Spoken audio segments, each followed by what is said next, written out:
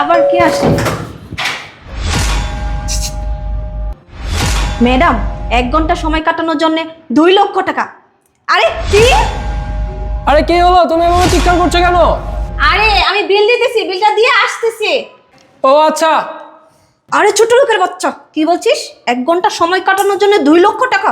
হ্যাঁ ম্যাডাম, আপনি যা দেখছেন ঠিকই দেখছেন। আমার সাথে 1 ঘন্টা সময় কাটালে 2 লক্ষ টাকা দিব।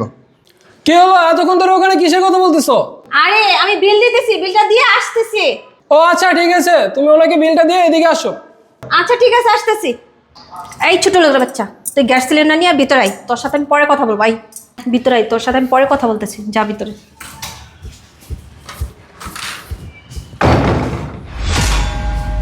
কি ম্যাডাম, কি যেন বলতে চাইছিলেন? তাড়াতাড়ি বলেন, আমার আবার একটু সময় কম তো।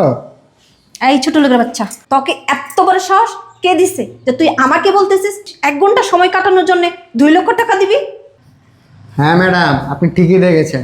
আপনি আমার সাথে 1 ঘন্টা সময় দেবেন, আমি আপনাকে 2 লক্ষ টাকা দেব। কি? কি ম্যাডাম, টাকা কি কম হয়ে গেছে? সমস্যা নাই, আপনি চাইলে আমি আরো বাড়িয়ে দেব। কি 1 ঘন্টা সময় কাটানোর জন্য 2 লক্ষ টাকা? এই কি সামান্য গ্যাসওয়ালা আমাকে 1 ঘন্টা সময় কাটানোর জন্য 2 লক্ষ টাকা দেবে? আচ্ছা, বিষয়টা তাহলে তো দেখতে হয়। কি হলো ম্যাডাম, কি ভাবতেছেন? আরে না না, কিছু না। এই শোন, এখানে দাঁড়িয়ে থাক, আমার স্বামীকে বিদায় কইরা তারপরে আমি তোর এখানে আসতেছি। আমি যতক্ষণ তোকে ডাক না দিব ততক্ষণ তুই আসবি না, ঠিক আছে? তুই এখানে দাঁড়িয়ে থাক। আচ্ছা সমস্যা নাই, যদি পারেন একটু তাড়াতাড়ি আসেন, আমারও একটু সময় কম তো। আচ্ছা ঠিক আছে, দাঁড়া।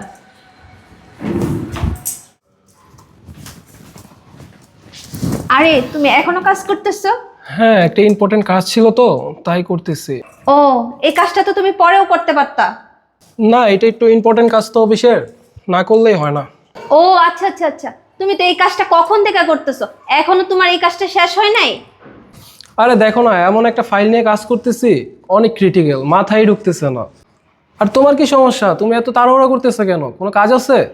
আরে না না, তেমন কিছু না। আজকে না তোমার গাড়ি ওয়াশ করার কথা, কখন যাবা? হ্যাঁ যাবো তো, কিন্তু এই ফাইলটা রেডি করার আগে তো যেতে পারছি না। ফাইলটা রেডি করি তারপরেই যাব। ও আচ্ছা আচ্ছা, আমি বলি কি, তুমি তো গাড়ি ওয়াশ করে এসেও তো তোমার ফাইলটা রেডি করতে পারো। হ্যাঁ ঠিকই বলেছো, কিন্তু আফরোজা একটা কথা বলো তো, এত তাড়াহুড়া করতেছো কেন? তুমি কি কোথাও যাবা নাকি? আরে না না, এগুলো কি বলতেছো? আমি কোথায় যাব? আমি কোথাও যাব না। এই কারণেই যে আমি বলতেছি যে ঢাকা শহরে অনেক জ্যামজট, তো আমি একা একা বাসায় কিভাবে থাকবো? এই জন্যই বলতেছি যে তুমি তাড়াতাড়ি যে তাড়াতাড়ি বাসায় আসো। আচ্ছা আচ্ছা, তুমি যখন এত করে বলতেছো তাহলে আমি গাড়ির কাজটা আগে শেষ করে আসি। তুমি যাও, গাড়ির চাবিটা নিয়ে আসো। আচ্ছা তুমি বসো, আমি নিয়ে আসতেছি। ওকে।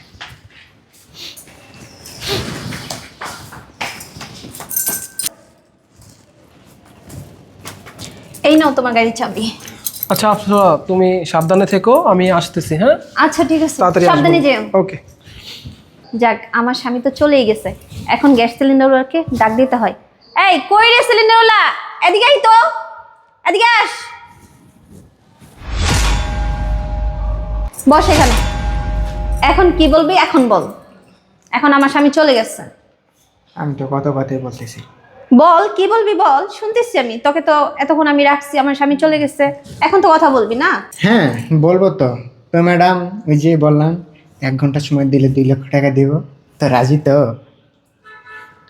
এই ছোট লোকের বাচ্চা, যতই দেখছি ততই অবাক হয়ে যাচ্ছি। এই, আমাকে কি দেখে মনে হয় যে আমি বাজে মেয়ে? তুই আমার বাসায় এসে তুই আমাকে বাজে প্রস্তাব দেস? তোর এত বড় সাহস কে দিয়েছে? আচ্ছা ম্যাডাম, এত রাগ হচ্ছেন কেন? আমি কি আপনাকে বলেছি আপনি বাজে মেয়ে?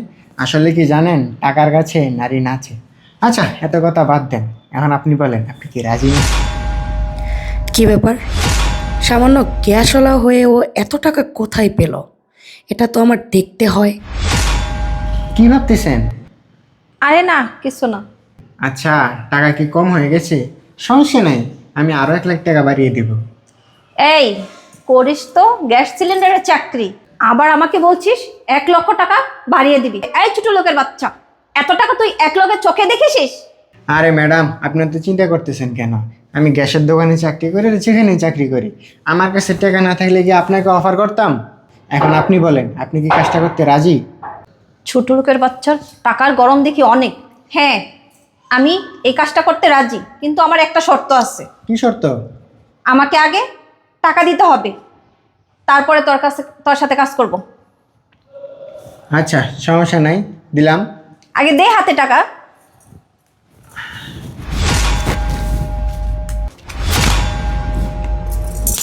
আচ্ছা শোন, পুরো 3 লাখ টাকা আছে।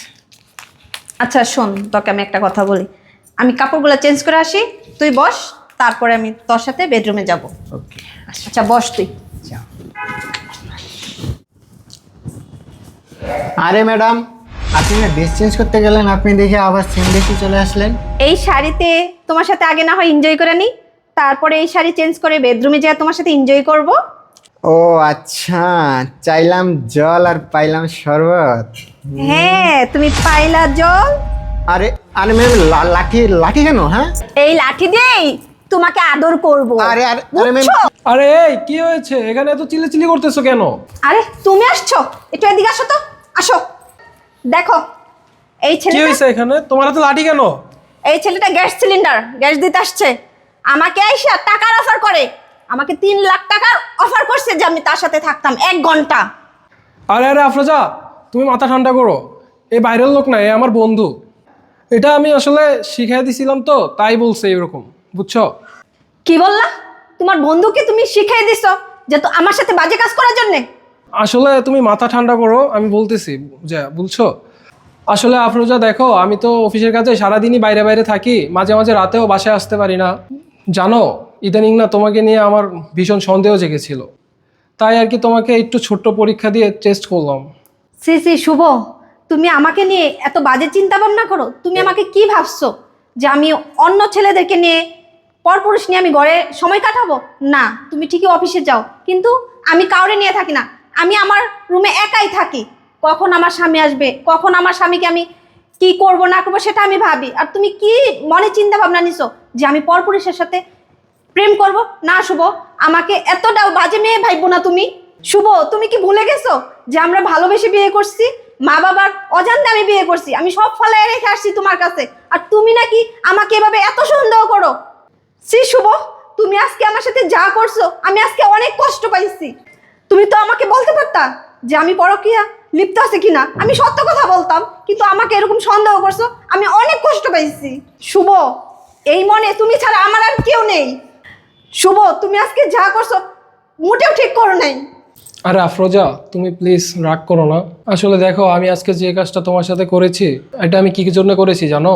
আমাদের সমাজে এরকম ঘটনা অহরহ ঘটে যাচ্ছে, সেই জন্যই তোমার প্রতি সন্দেহটা আমার বেড়েই যাচ্ছিল। এই জন্যই আমি সন্দেহটা দূর করার জন্য তোমার কাছে আমার ফ্রেন্ডকে পাঠিয়েছিলাম। প্লিজ তুমি আমাকে মাফ করে দিও। দেখো, আমি ভয় পেয়েছিলাম তুমি যদি আমাকে রেখে অন্য কোনো পুরুষের সাথে পরকীয়ায় লিপ্ত হয়ে যেতে, তাহলে আমার ভালোবাসার কি হতো, আমি কাকে নিয়ে বাঁচতাম। আমি এই ভয়েই এই কাজটা করেছি। সি সি, তুমি আমার কাছে কেন মাপ চাচ্ছ? তুমি তো আমার স্বামী, তুমিও তোমার নিজের ভুলটা বুঝতে পারছো, এটাই তো আমার অনেক। চলো খাওয়া দাওয়া করবার, ফ্রেশ হয়ে নাও। ভাইয়া চলেন আমার সাথে। আসো।